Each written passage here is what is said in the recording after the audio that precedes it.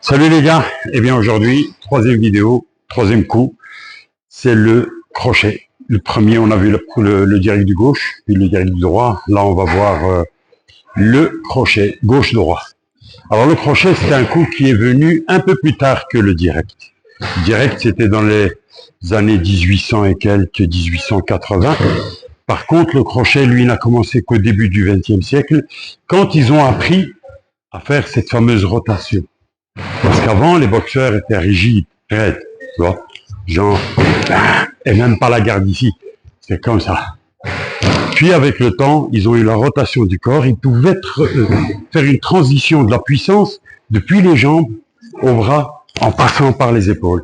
Et là, on a le crochet. Alors le crochet, il est là.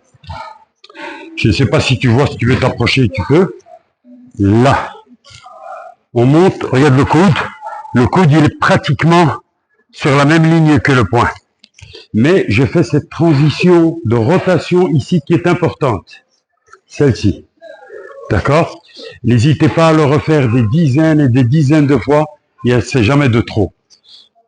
La même chose pour le crochet gauche. On peut frapper comme ceci. Il y en a beaucoup qui font ça avec les mains. Mais le mieux, c'est de faire une dernière rotation aussi du poignet. Jusqu'au moment où tu frappes. Donc ta rotation du corps, l'appui sur les jambes, tu montes la puissance jusque là, elle va le long de ton dos, et là tu tournes encore ton poing.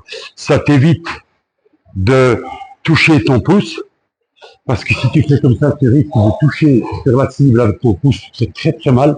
Donc c'est bien de tourner sur la cible au moment de la touche, mais ça va très vite, hein. T'es là, et la même chose de l'autre côté, hein. Et rotation. Donc je le fais devant vous, une ou deux fois, répétez-le à fond. Allez.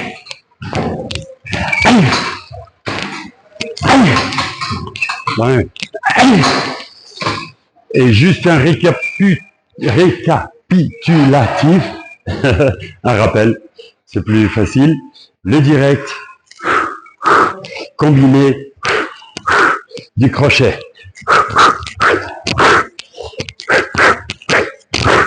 Entraînez-vous à ça. Et le prochain, c'est l'uppercut. Salut!